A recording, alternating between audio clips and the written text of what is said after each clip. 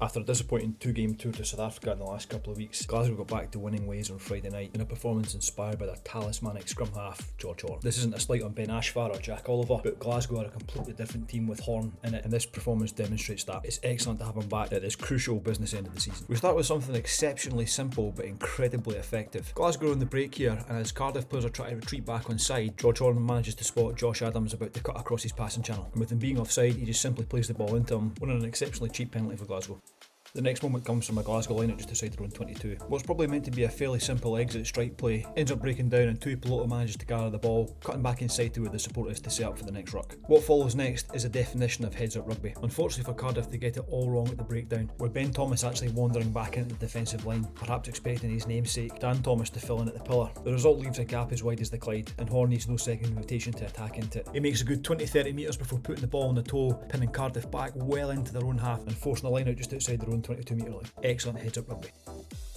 This is the setup for Glasgow's first try. What we see is Sione Tuipulotu standing at first receiver with a pod of 4 players, 2 either side of him. Dan Lancaster's tucked in right behind him and is likely to be the second receiver once Tuipulotu is fixed to defence. And both Kyle Rowe and Kyle Steyn are starting to loop round to provide support and be in position as the move starts to unfold. The pass from Horne is excellent and he takes out the first 4 Cardiff defenders as Tuipulotu squares up and tips out the back to Lancaster. Glasgow's attack's now in full flow, with both Rowe and Steyn hitting the line and finding Dempsey on the outside, with acres of space to run into. It's incredible work ethic from Kyle Steyn here, who's now on the outside providing support for Dempsey to pop the ball out to and possibly finish off in the corner. But in this instance, Dempsey takes the ball to deck just to ensure Glasgow retain possession and reset for the next phase. Glasgow slowed down slightly and a quick pick and go by Xander Ferguson sucks in another few Cardiff defenders, but most importantly it allows Jack Dempsey to get back off his feet and into the line for the next phase of attack. The Cardiff defence actually looks relatively stable here, but as you can see when the ball comes out from Horne to Dempsey, a slight chink appears in the armour. Dempsey then spots this in real time and uses his ridiculous footwork and power to barrel over from close range.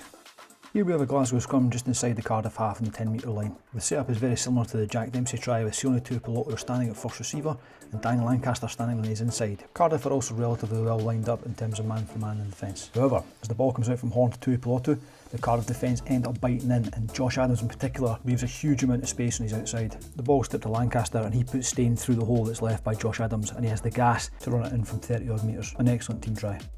Cardiff pulled out a decent strike play for their first try. They truck up for the first phase, drawing in a few Glasgow defenders. The next pod then sets up on the left-hand side, looking like it's going to be another short ball. However, Josh Adams starts his run-up and a space now appears between the pod and the next Glasgow defender, and with his gas from that distance, it's a clever touchdown under the sticks. A strong contender for defensive moment in the match comes from Cardiff fullback Cam Winnett though. Kyle Steyn hacks the ball down with nobody at home, and it's a foot race between himself and Winnett. At this point you're thinking he's either going to go down on the ball or kick it into touch, but instead he does the unthinkable and boots it back towards his own try line. Picks it up on the bounce, spins away from Steyn and manages to get a boot and clearance away. Incredible composure under that pressure. The last thing I want to look at is that again, the game intelligence and work ethic from Kyle Steyn. Cardiff get the ball out and force a 2v1, but rather than blitz up and get caught out, Steyn actually tracks his run here and leaves a bit of space. This causes Johan Lloyd to cut back inside rather than use a 2v1, and once he starts to run into some traffic he then decides to put the ball on the toe, trying to find some of that space that Glasgow have left at the back. It does take a fortuitous deflection, but who's there to tidy up? Kyle Steyn.